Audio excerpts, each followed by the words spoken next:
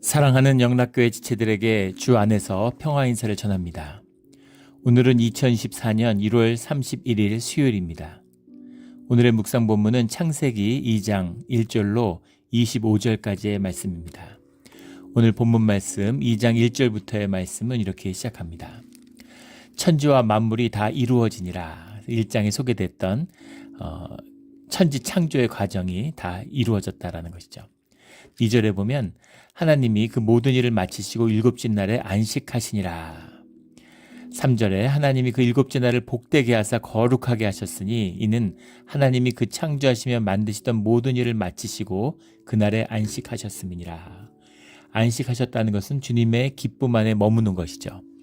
주님이 이 모든 일을 마치시고 심히 좋았더라라는 1장 32절의 말씀처럼 너무 좋으셨던 겁니다. 큰 기쁨, 그 기쁨으로 이 모든 과정 가운데 기쁨을 누리는, 그 기쁨 안에 머무는 그런 날을 구별하셨다는 겁니다. 그 구별이 거룩함이죠. 그 기쁨 안에 머무는 주님의 기쁨과 함께하는 이것이 복입니다. 이것이 우리가 주님이 우리에게 주시는 하늘의 복, 하늘의 복이라는 건 뭐예요? 초월적인 복이죠. 이 땅에서 누릴 수 없는, 세상의 그 어떤 것으로도 맛볼 수 없는 그런 복입니다.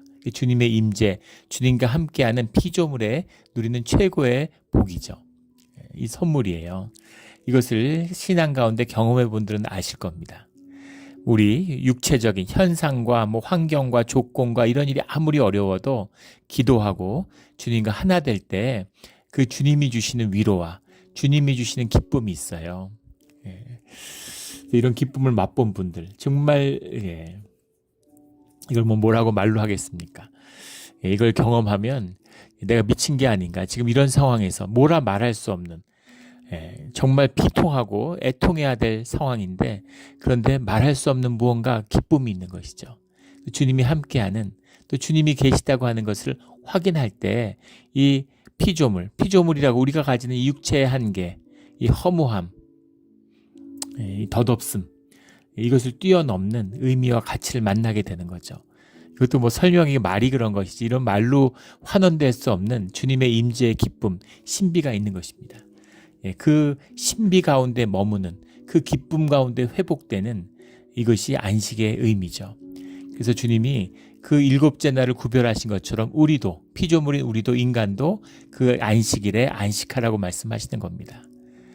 그것이 이 땅에 살면서 천국을 맛보고 경험하게 되는 비밀이죠.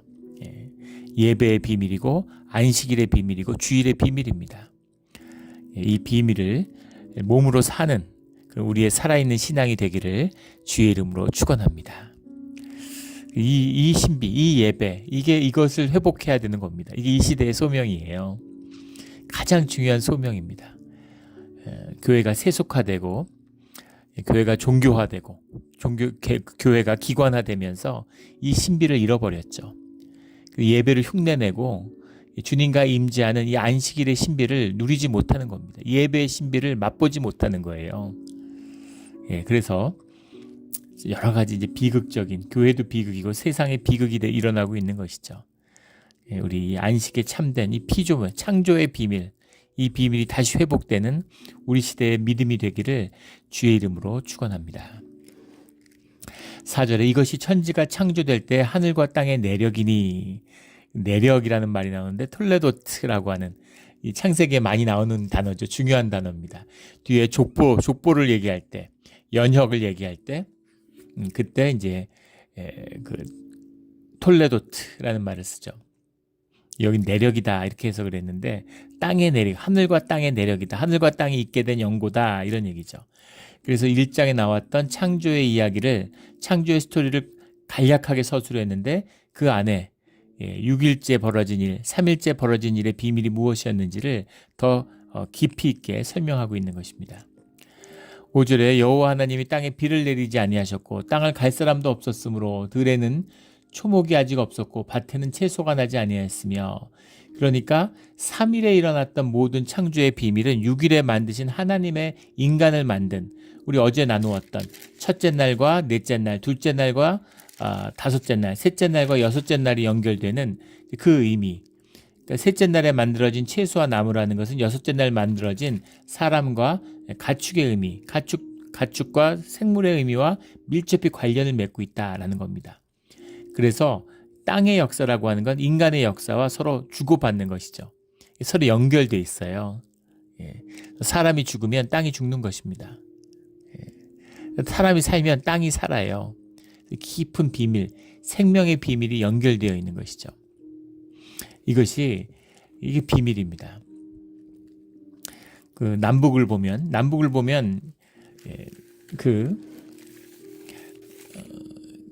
총균세라는 책이 있죠. 세계적인 베스트셀러가 된 지리적인 여건이라고 하는 것이 사실은 문명의 가장 중요한 축이다라는 이야기입니다. 그래서 이제 병균이라든가 농사라든가 이런 것들이 어떻게 퍼져나갔는가 하는 지리적인 여건이라는 건 뭐예요? 사실은 우연적인 것이었다는 것이죠. 총균세라는 것과 대척에 서 있는 책이 이제 국가는 왜 쇠퇴하는가? Why Nations Decline이라는 책이죠. 그 책은 지리적인 또는 환경적인 요인이 아니라 인간이 만들어낸 법, 제도, 질서 이런 것이 결정적인 것이다. 이렇게 얘기를 하는 거죠. 그 둘 다 뭐 이제 사회의 진실의 한 측면씩을 보여주고 있죠. 그런데 그 두 책이 놓치고 있는 게 있어요. 보지 못하는 것이. 근데 왜 국가는 쇠퇴하는가를 가장 지지해주는 가장 강력한 증거가 사실 남한과 북한이죠. 지리적으로도 뭐 역사적으로도 문화적으로도 같은 민족이잖아요. 그런데 북한은 세계 최빈국으로 떨어지고 한국은 세계적인 부국으로 잘 사는 10개국 안에 들어가고 북한은 못 사는 5개국 안에 들어가요. 200개가 넘는 나라 중에 이런 극적인 것을 보여주기 때문에 남북한의 이제 격차가 국가는 왜 쇠퇴하는가를 강력히 지지하는 증거죠. 그러나 그것 이상의 이야기가 들어 있습니다. 그걸로만 설명할 수 없는. 남한은 단지 경제만 발전한 게 아니라 20세기 이후에 산림 녹화에 성공한 유일한 나라입니다. 서구에서도 뭐 독일이라든가 뭐 이런 오스트리아라든가 예외적인 경우를 제외하고는 산림 녹화에 성공한 나라가 거의 없어요. 그런데 어떻게 남한은 산림 녹화에 성공했을까? 우리가 식모기를 하고 뭐 독재 정권이 어떻고 이런 잘 모르는 소리죠. 북한이 더 심한 독재인데 독재 정권이 나무 심으라 그러면 그 산림 녹화가 되나요? 그럼 독재 정권은 다 산림 녹화에 성공하겠죠. 중국도 산림 녹화가 안 되잖아요. 북한은 왜 안 될까요? 북한의 산림 녹화가 정부와 당이 결정하면 당 중앙이 결정하면 되는 거지. 존엄이 결정하면 못하는 겁니다. 나무를 심는다고 자라는 게 아니라 나무를 심었는데 토양이 산성화되기 때문에 나무를 심어도 나무가 안 자라는 거예요. 다 죽는 겁니다. 근데 같은 남북한인데 남한의 땅이 60, 70년대에 얹은 순간에 알칼리화 됐다는 거예요. 그래서 나무가 잘 자라게 됐다는 거죠. 왜 알칼리화 됐는가에 대한 그런 논란이 70년대도 한국에서도 있었다는 겁니다. 이유를 알 수 없죠. 근데 우리는 그 이유를 압니다. 사람의 영이 살아나면, 생명이 살아나면 그러면 땅이 변화되게 돼 있어요. 깊은 창조의 비밀입니다. 무슨 뭐 과학의 차원, 무슨 그런 데서 증명할 수 있는 그런 이야기가 아니죠. 깊은 차원의 생명의 비밀이고 주님의 섭리입니다. 그래서 땅이 회복된 거죠. 이 비밀, 이 주님의 창조의 비밀을 누리며 살아가는 우리 모두가 되기를 주의 이름으로 축원합니다.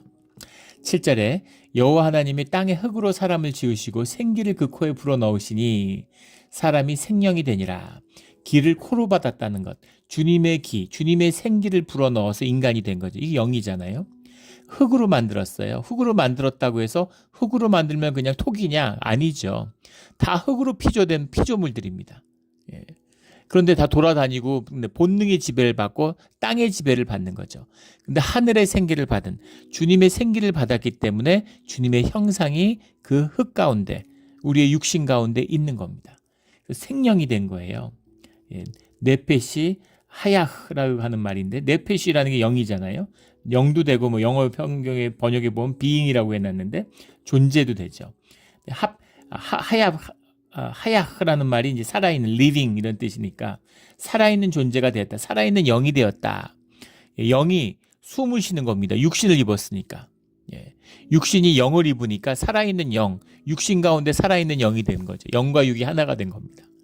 예, 이게 놀라운 신비죠. 이 신비를 이걸 뭐 어떻게 설명할 수가 있겠어요. 예.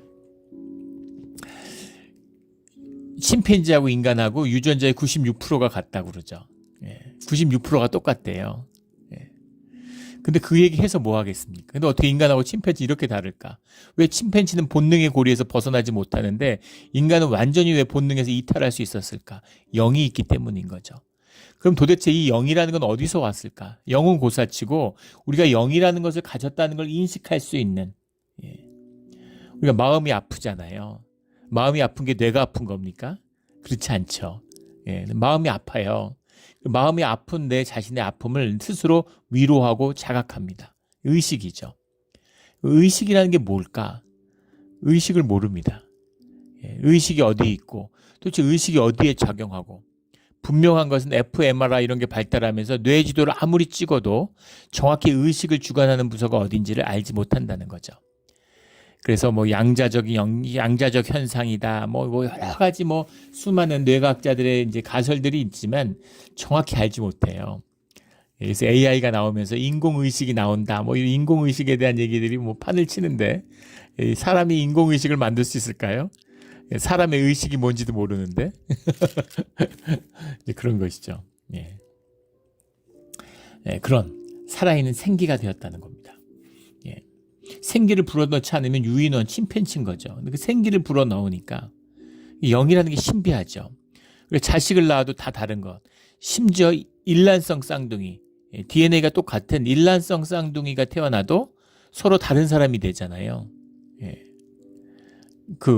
자기의 개성이 있고 인격이 있고, 예. 그래서 DNA나 육신에 지배받지 않는, 오히려 그것을 다스리고 그것을 주인 노릇을 그 영, 그 생기를 주님으로부터 받았다는 거죠.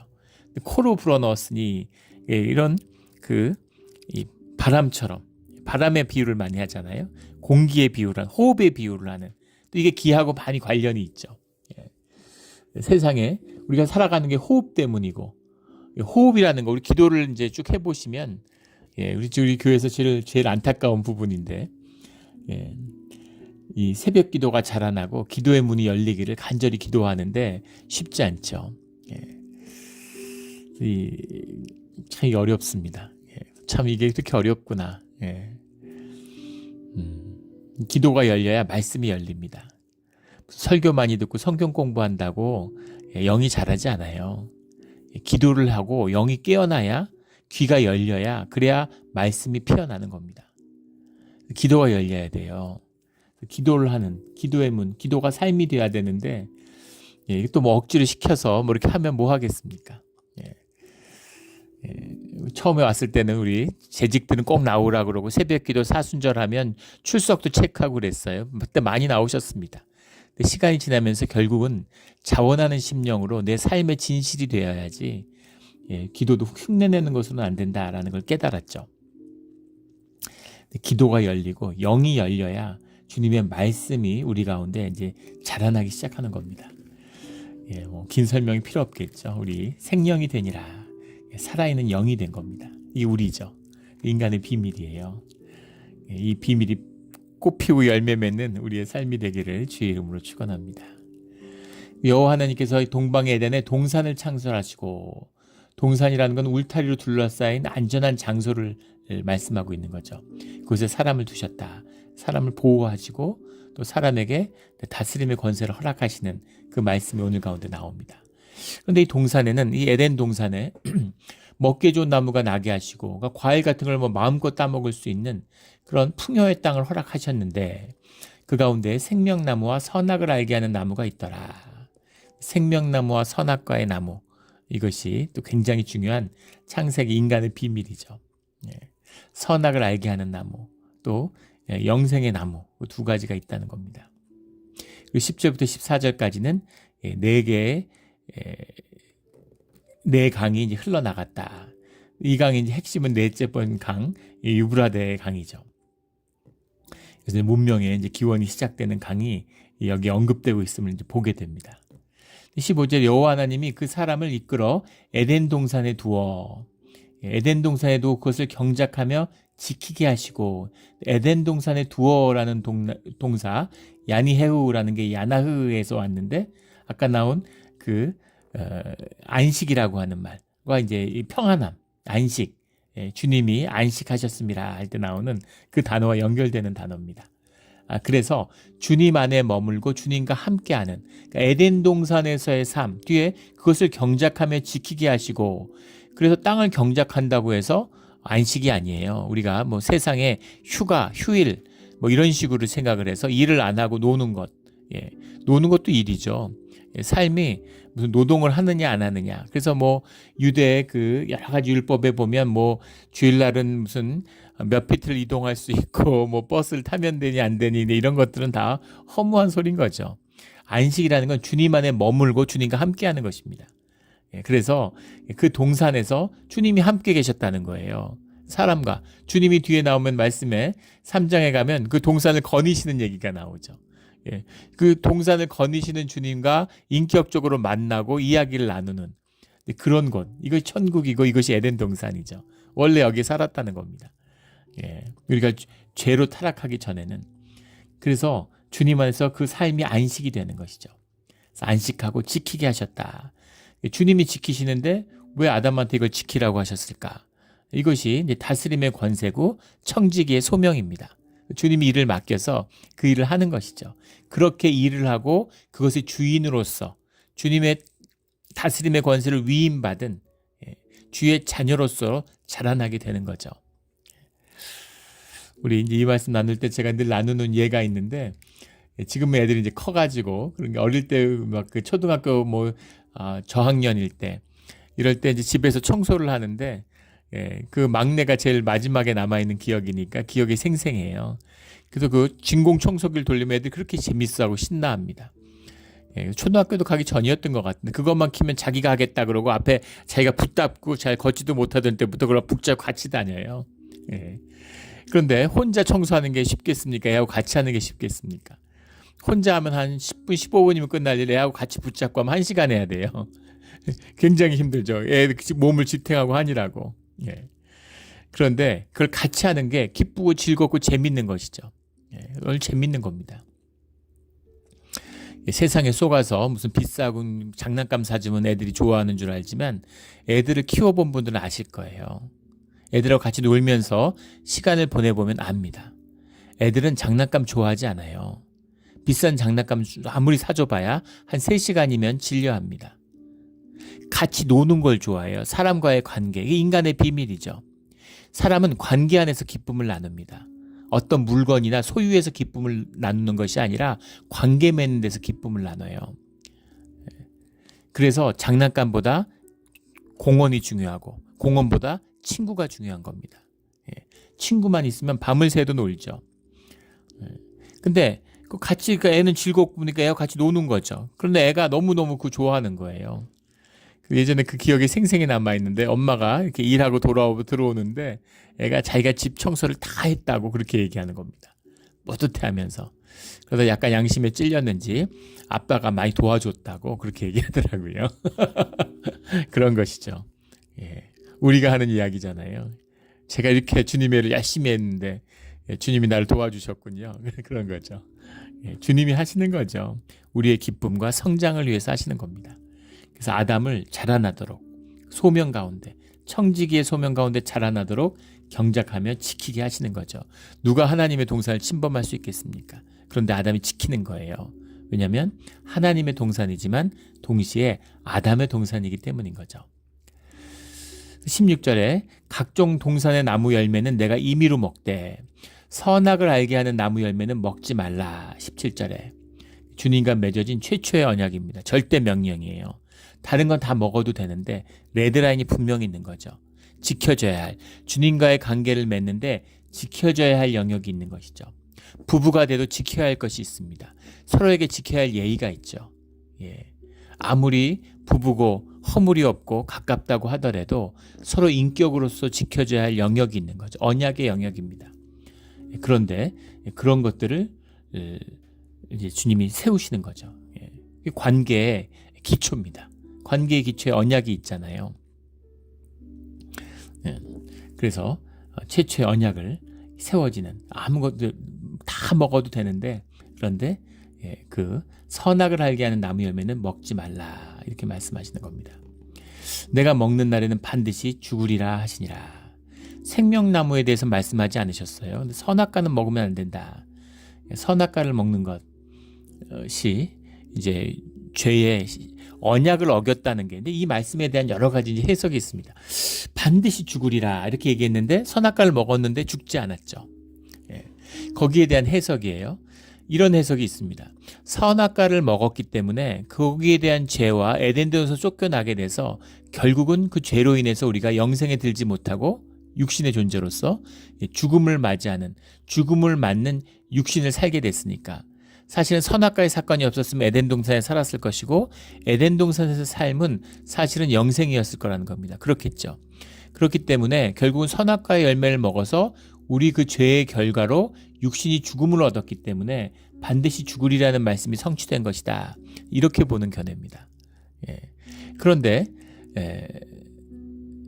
또 다른 견해는 선악과를 먹어서 죽으리라. 성경에서 죽음이라고 하는 것은 늘 영의 죽음을 이야기하는 거죠. 죽은 자에게 죽은 자를 장사하게 하라라는 주님의 말씀처럼 성경에서 죽었다고 하는 건 육신의 죽고 살고는 별로 의미가 없는 겁니다. 성경에서는 죽었다는 것을 잠들었다고 얘기하죠. 잠들었고 부활했을 때 깨어났다 이렇게 이야기합니다. 그것처럼 이 죽으리라는 것은 주님의 그 불어넣으신 호흡, 생명이 되게 하는 주님의 생기, 그 영이 죽는 것이다. 선악과를 먹으면 영이 죽는다 이렇게 보는 겁니다. 먹는 날에는 반드시 죽으리라 이렇게 말씀하셨으니까 사실은 그 영이 죽는다는 표현이 맞겠죠. 죄의 결과, 선악과를 먹어서 죄의 타락으로 에덴 동산을 나왔기 때문에 죽게 된 것도 맞습니다. 그러나 이 반드시 열매를 먹는 날에는 반드시 죽으리라 라고 말씀하셨으니까 그날 뭐가 죽었을까? 영이 죽은 것이죠. 주님과 교통하고 주님과 연결되어 있는, 영이 죽었다는 얘기는 영이 없다는 얘기가 아닙니다. 눈빛이 살아있어. 눈빛이 죽었다는 게 장님됐다는 얘기가 아니잖아요. 그러니까 주님과 연합된, 하나된, 부부, 이제는 우리는 더 이상 부부가 아니야. 부부 관계가 죽은 것이죠. 그 언약이 깨지고 그 관계성이 훼손됐기 때문에 더 이상 하나된, 그 일치됨, 유니티가 깨졌다 이런 이야기죠. 그런 것처럼 주님 안에서의 영이 깨졌다는 건 그 관계, 하나됨이 깨졌다. 영의 죽음을 말하고 있는 것이죠. 여호와 하나님이 이르시되 사람이 혼자 사는 것이 좋지 아니하니 18절부터 이 하와가 나타나게 된 이제 그 말씀이죠. 좋지 아니하니 내가 그를 위하여 돕는 배필을 지으리라 하시니라. 에제르라는 말인데 돕는 배필, 배필이라는 말은 이제 짝배자에다 짝필자를 썼어요. 짝 중에 짝이죠. 부부를 얘기하는 말이죠. 돕는 배필이라는 번역을 썼는데 이것이 이제 헬퍼입니다. 어시스턴트가 아니고 헬퍼예요. 무슨 말이겠어요? 아담을 도와주는 존재로 만드셨다는 겁니다. 이것이 이제 여성성의 시작이죠. 가부장적인 문화를 갖고 있어서 돕는 배필이라는 걸 어시스턴트로 받아들여요. 헬퍼입니다. 그래서 여성들이 남성보다 뛰어나죠. 그 여성이 사실은 인지 기능서부터 언어 기능, 뭐 여러 가지 그 멀티 플레이 기능, 여성들이 훨씬 뛰어납니다. 그리고 아마 뭐 딸 아들 키워본 분들은 다 알죠.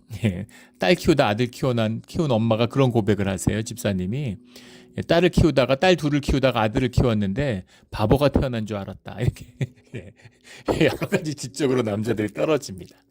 여자들은 멀티 기능을 잘해요.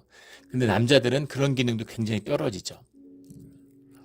저도 남녀공학을 다녔는데 뭐 공부부터 모든 거를 여학생들이 휩습니다. 우리 전에 섬기던 교회에 그 사관학교 교수를 하던 집사님이 계셨어요. 근데 육사에 그 생도 300명 중에 30명씩을 여학생이 뽑는데 1등부터 30등까지 여학생들이 다 하고 졸업 때도 그렇답니다. 그걸 좀 남학생들한테 기회를 주려고 여러 번 바꿨는데 어떻게 바꿔도 여학생들이 전부 다 휩쓴다는 거예요. 그래서 그분 말씀은 요새 병역이 부족해서 여성 징병에 대한 얘기들이 나오는데 대한민국 여성 징병하면 국방에 대해서 아무 걱정할 거 없을 거라고 남자애들이 그 휴전선을 지키니까 자꾸 구멍이 나지 여성들이 지키면 구멍 날 일이 없을 거라 그렇게 얘기하시는 거예요. 저도 이제 선입견이 있는 거겠죠. 그래도 여학생들한테 좀 배려가 있지 않았을까. 근데 그런 배려가 전혀 없다는 겁니다. 똑같이 한대요. 근데 남학생들은 낙오를 해도 여학생들은 행군이나 뭐 이런 거 할 때 낙오하는 일이 없답니다. 예. 여자들이 독하다고 그렇게 그 집사님이 얘기를 하는데 여성들이 능력이 뛰어난 거죠. 그래서 돕는 배필로 만드셨어요. 그래서 어떤 분은 그렇게 얘기를 하시죠. 어떤 목사님, 부흥 강사님이 얘기를 하시면서 남자는 흙으로 만들었는데 여성은 아담의 뼈에서 나왔으니까 뼈로 만들어가지고 여성을 못 당한다. 뭐 이렇게 얘기하는데 훨씬 더 내면도 더 강하죠. 정서적으로도 더 강합니다.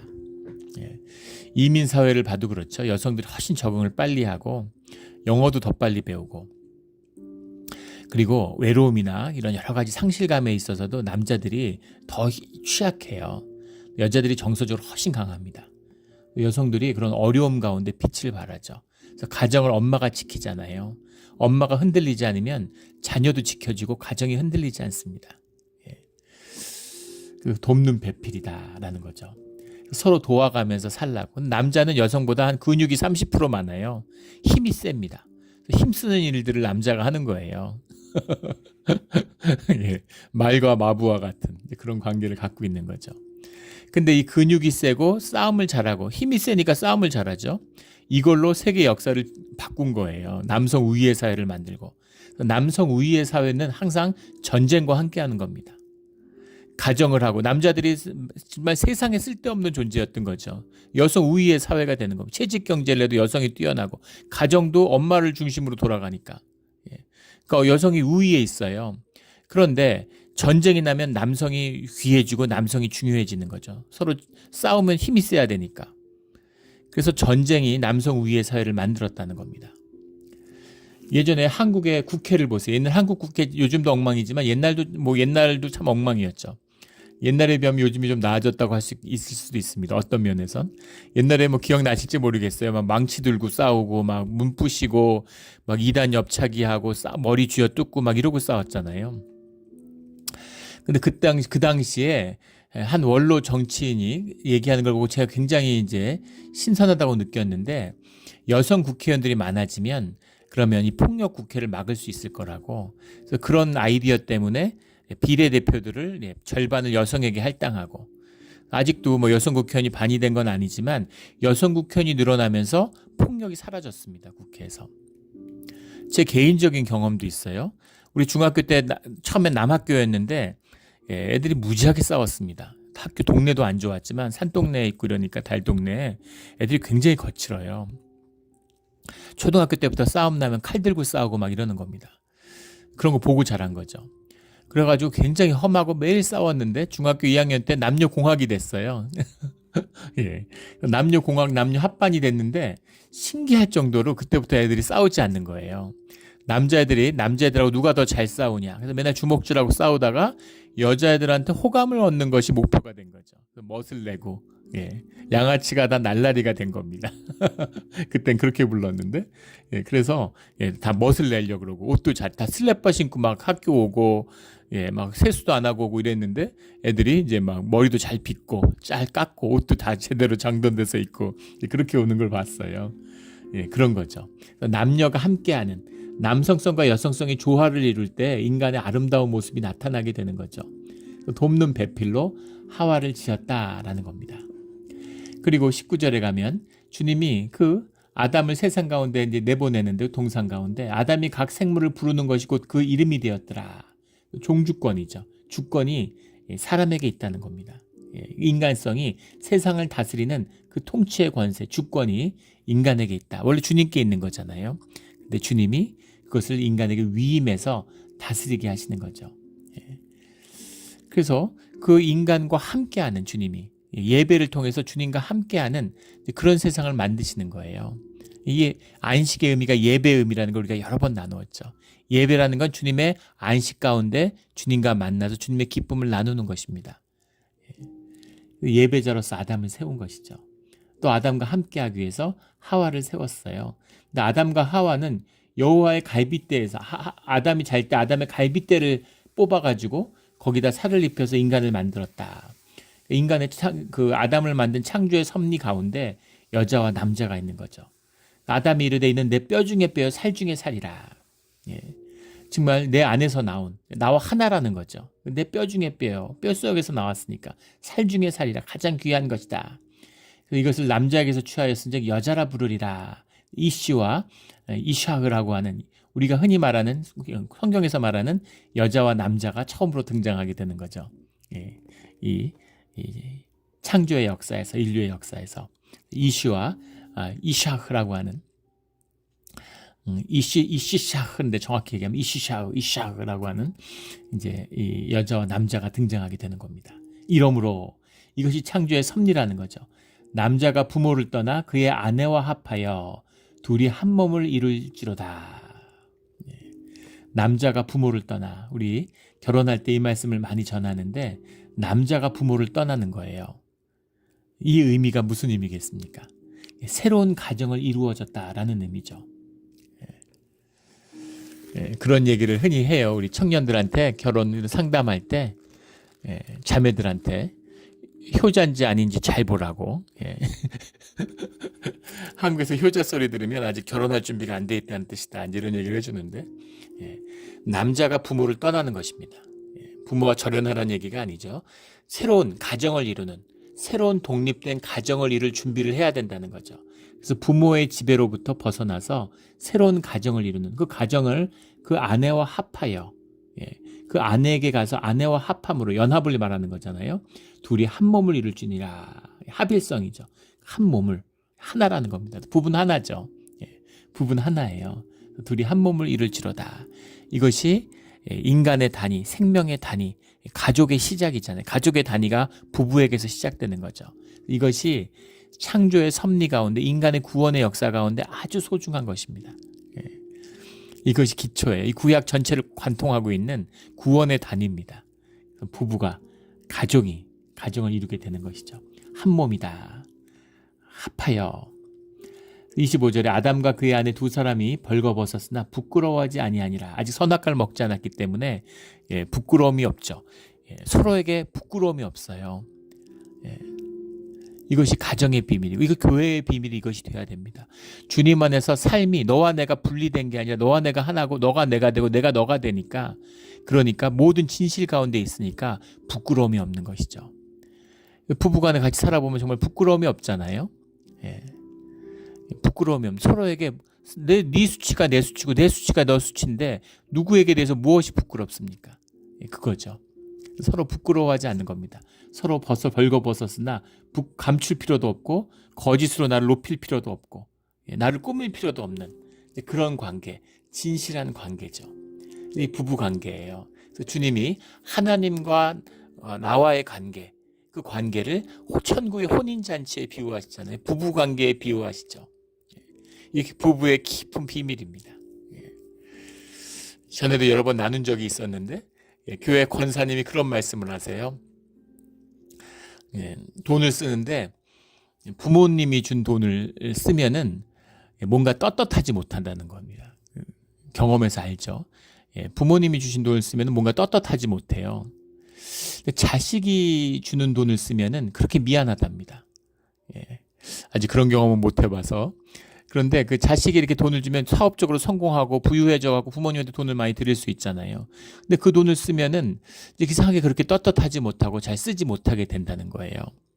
그런 분들도 교회에서도 많이 봅니다. 자식들이 이제 뭐 아주 전문 직업인이 돼서 용돈 많이 드리는데 그걸 다 모아놔요.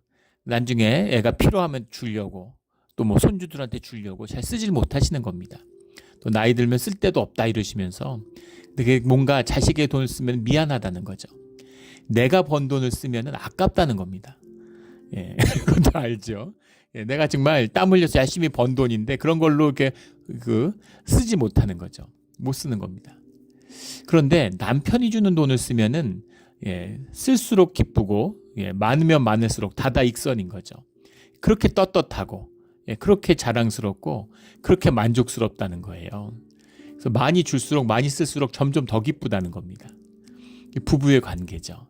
서로 깊이 누려지는 그 깊은 관계입니다. 남편이 높아지면 부인도 높아지죠. 부인이 기뻐하면 남편도 기뻐하는 것입니다. 부부의 비밀이잖아요. 너와 나는 분명 독립된 인격이고 다른 몸속에 살고 있지만 한 몸이고 한 인격이고 한 단위고 하나가 되는 거죠. 이 신비입니다. 주님과 하나님께 하는 생명의 신비를 경험할 수 있는 것이 부부고 또 부모와 자식의 관계죠. 그래서 가정이라고 하는 것이 구원의 단계가 되는 거예요. 가정은 우리가 천국에 가면 없습니다. 이 땅에서 누리는 한시적인 것이죠. 그러나 여기서 주님이 주실 수 있는 천국의 모형인 겁니다. 천국의 모형이고 그걸 통해서 천국을 경험하고 느끼게 되는 거죠.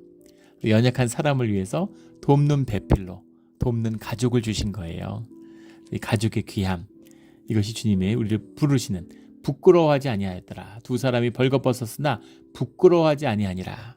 그래서 교회도 그렇게 되어야 되는 것이죠. 혼인잔치에 참여한 주의 자녀들이 삶의 주님의 한 지체를 이루는 것이잖아요. 한 몸을 이뤘다. 이렇게 한 지체를 이뤘다. 서로에게 아무 부끄러움이 없는 내가 나로서 나를 살아가는 것이 하나님이 우리를 부르시는 축복의 시작인데, 축복의 내용인데, 근데 나의 나됨을 누가 용납해 줍니까? 날 낳은 부모도 용납 안 했는데 그것을 용납해 주는 것이 교회예요. 교회는 복된 것입니다. 교회만큼 귀한 것은 없어요. 그 교회의 중심에 또 예배가 있잖아요. 주님이 나를 용납하시는, 주님과 하나 되는 안식의 예배가 있습니다. 우리 주님의 이 아름다운 창조의 질서가 회복되는, 이걸 누리며 살아가는 그런 복된 우리의 삶의 자리가 되기를 주의 이름으로 축원합니다. 아멘. 기도드리겠습니다. 하나님 아버지 감사합니다. 주님이 세우시는 그런 귀한 뜻, 우리를 자라나게 하고, 우리가 고난이 있고 어려움이 있고 아픔이 있지만 주님의 사랑 안에서 우리가 성장하고 더 크고 더 견고한 그릇을 만들수록 주님이 주시는 더 큰 기쁨을, 보람을, 의미를, 가치를 담고 누리는 우리의 삶이 되는 이 주님의 생명의 원리로 인해서 감사를 드립니다. 늘 주님과 함께하게 하시고 또 하나 되는 이 비밀을 누리며 살아가는 우리의 신앙, 우리의 영이 되게 하여 주시옵소서. 감사하며 예수 그리스도의 이름으로 기도드렸습니다. 아멘.